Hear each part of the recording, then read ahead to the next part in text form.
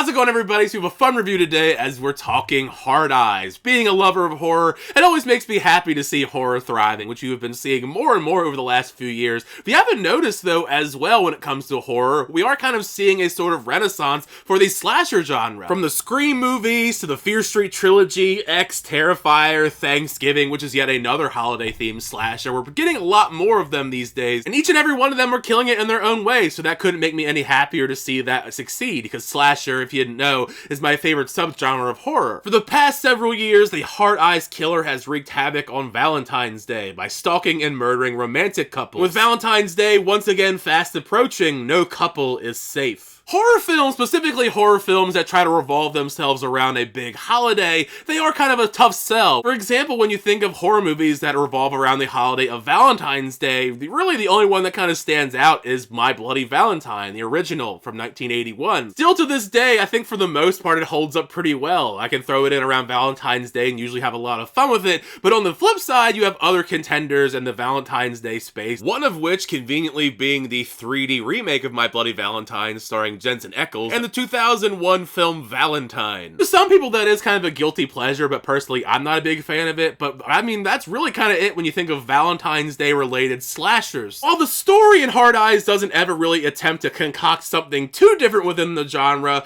there's an interesting hook into how this killer operates. You know, the fact that the Hard Eyes killer is going around targeting couples and taking them out on Valentine's Day. The Hard Eyes killer is the true hater of all things love and romance. For many people after watching this movie, maybe it's better to stay single so you don't have to deal with this guy at all. Thankfully, at least, Hard Eyes doesn't ever try to take itself all of that seriously. It definitely leans into that campy territory to break up the tension in certain spots. Even poking fun at different rom-com elements that were one of the weaker points to me in the movie. Still, regardless, this movie does give off very much Scream vibes with its formula, and how it blends its funny moments here and there amongst the horror mayhem. While comedy is subjective, I can't deny the fact that it did make me laugh a handful of times. This is a film where two of the writers are Christopher Landon and Michael Kennedy, who are no strangers to horror comedies, having been involved with films like Freaky and the Happy Death Day film. So if you've seen any of those films, tonally Hard Eyes falls right about somewhere in the middle, and if you're not a big fan of those movies, I can't see you enjoying Hard Eyes all that much. Of course, the main detail that makes or breaks pretty much every slasher, and the majority of the time, the entire reason why a lot of horror fans go to these movies, is the kills. Every now and then you'll get a slasher where people come strictly for the slasher inflicting the carnage, but inevitably it usually boils down to the kills, the carnage, and how effective that carnage is. From basically the very opening sequence of the movie, Hard Eyes really sets the tone for the wild experience you're about to embark on for the rest of the film. Aesthetically, I really like the overall look of the Hard Eyes killer. Of this more recent crop of slasher villain characters outside of probably Art the Clown, he probably has my second favorite design. Visually, it's appealing, but at the same time nasty, this flesh-like texture to the mask mixed with the glowing hard eyes. That detail, I must admit, is pretty cool and adds some fun visual flair to the different kills. From a strict carnage level, the Hard Eyes killer is a complete menace. The kills definitely is the thing that this movie spent the most time on, since there are a solid amount of pretty nice kills throughout. These days, unless you're someone wild like the Terrifier films, it is kind of hard to create unique kills for a slasher movie. So I really gotta commend Hard Eyes for bringing the heat with the amount of blood and surprisingly brutal ways this killer takes people out, doing so in many different ways. I have made a lot of different comparisons to Scream because Hard Eyes also comes to us from Spyglass, which, by the way,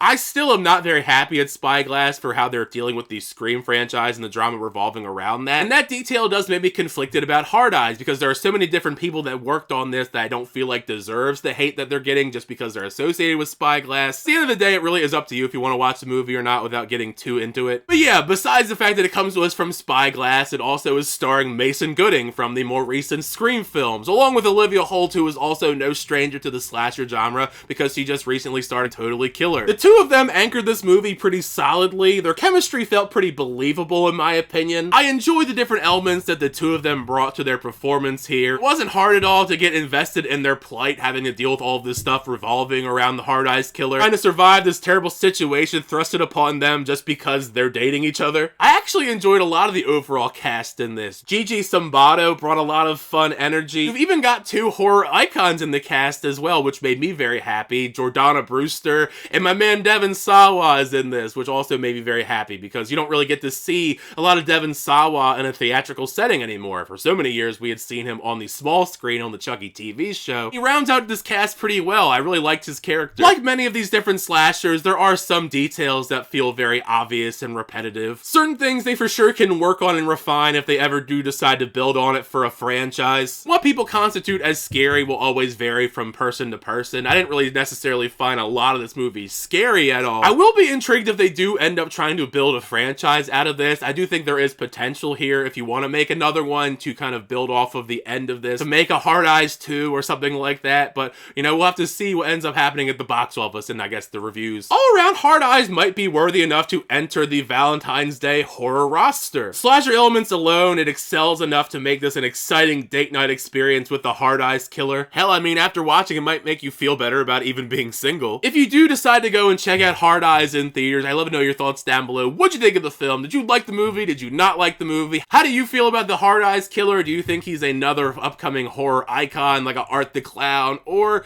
do you not want to see this character anymore? Either way, make sure you share your thoughts down below because the fun is that conversation with you guys in the comment section. Thank you guys, as always, check out the videos. I always do appreciate it. Make sure to like on the video. Also subscribe to the channel so you update reviews, reactions, unboxings, and more. But next time, I'll see you guys later.